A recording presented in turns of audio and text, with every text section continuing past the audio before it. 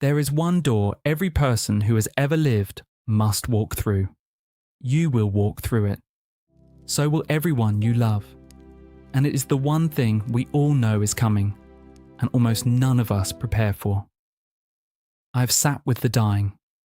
I have held the hand of a man in his final hour and watched something move across his face in the last moment that I have never been able to fully put into words. And in the silence afterward, the same question always rises in the room. The question no one says out loud. What did he just see?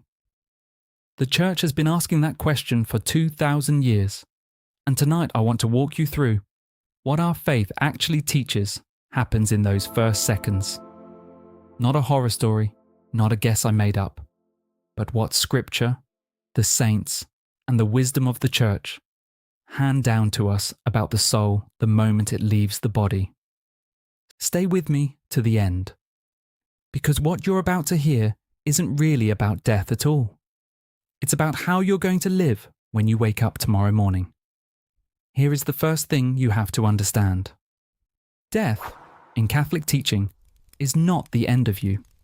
It is a separation. The body stops. The heart goes quiet. But the soul, the real thinking, loving, remembering you, does not switch off with it. It steps out. Scripture says it plainly. It is appointed for man to die once, and after that comes the judgment. One life, one crossing. And on the far side of it, the church tells us there is not darkness. There is an encounter. For most of us, death is the great unknown we keep shoved to the edge of the mind. But the saints who wrote about this moment did not treat it as unknowable. They treated it as the single most important second of your entire existence.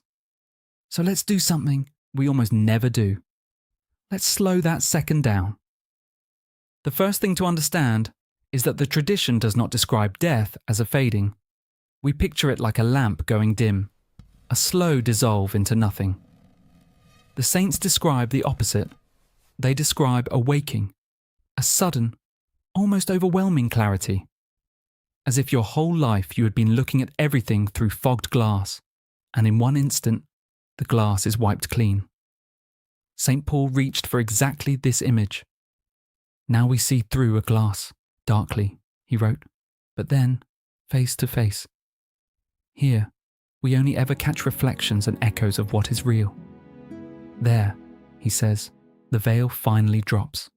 And so the soul, in that first moment, does not feel less awake. It feels more awake than it has ever been, more itself. Unburdened, for the first time, of a body that was always slowing it down. The mystic said the soul in that instant knows itself completely, its own thoughts, its own life, its own heart, with a sharpness no living person has ever experienced. And then it is not alone. Because the second thing the tradition teaches is that the soul does not drift into an empty void. It meets someone. This is what the church calls the particular judgment. And I want to be careful here, because the word judgment makes us picture a courtroom, a gavel, a verdict shouted down from a height. That is not what the saints describe.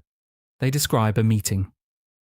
You and the one who made you, who has known every hair on your head since before you were born, with nothing at all standing between you.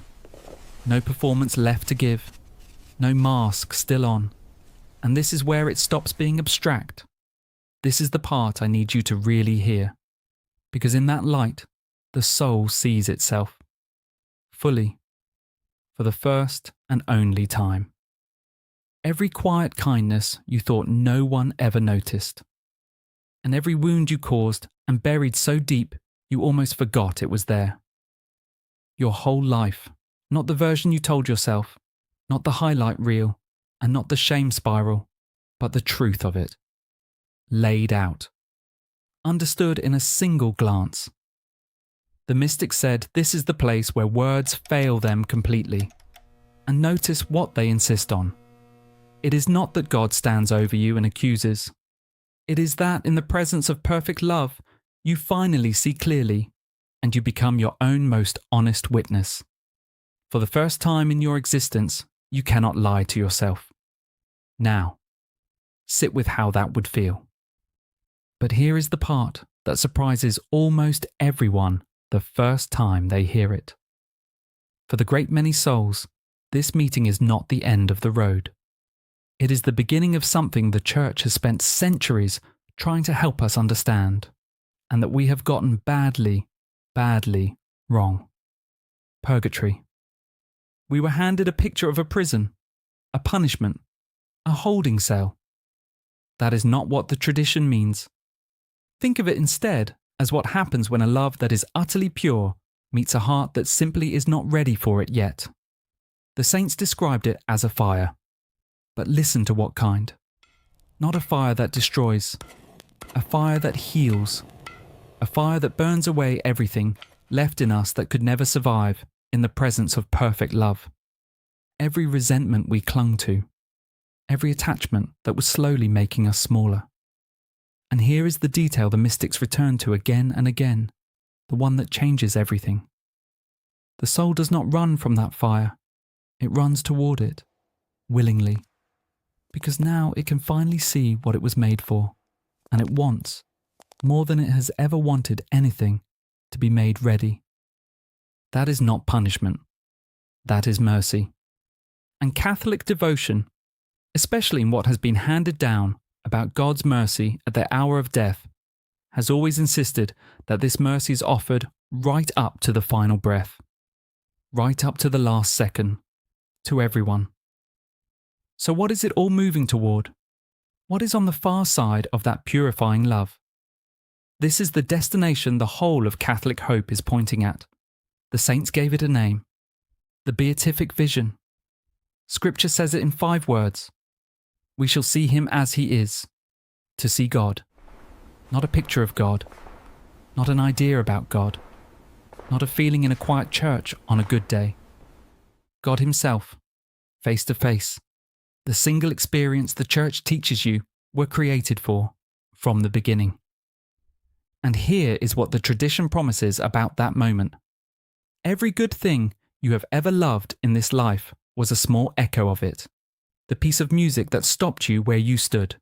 The face of your child asleep. A morning by the water you did not want to end. The church says all of it was a rumour of home. A note held from a song you couldn't quite hear yet. And in that moment, the soul understands the one thing it could never hold on to down here. That it was never lost. It was never wandering. It was walking home the entire time.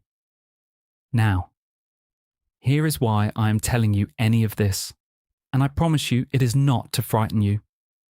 If the tradition is right, if the first second after death is a meeting with perfect love and a moment of total unflinching honesty about the life you actually lived, then that moment is not decided at the end. It is being decided now. In the small things. In who you forgive when it would be easier to stay bitter. In the prayer you almost skipped tonight.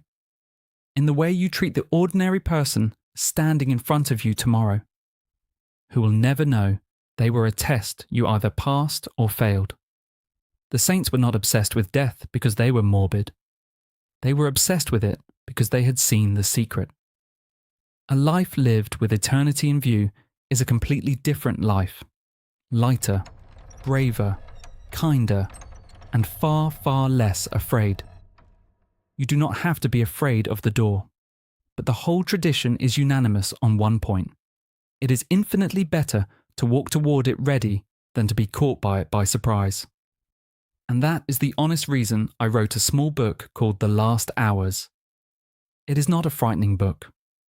It is a simple, clear guide, rooted entirely in Catholic teaching, to preparing your soul for the 1 hour we are all promised, and to living right now, without the fear of it hanging over you. What the saints understood about the final hours, gathered into something you can actually read and pray through, 1 page at a time. If anything tonight stirred something in you, that is where to take it next. You'll find the last hours linked right below this video. So let me leave you with this. You will cross that threshold one day. Everyone you have ever loved will cross it too. And according to everything our faith holds and hopes and teaches, on the other side of it is not nothing. It is a face, turned toward you, that has been waiting your whole life. The only question the saints ever really asked was this one, and I'll leave it with you tonight. When that moment comes, will you be ready to meet it? Take care of your soul. I'll see you in the next one.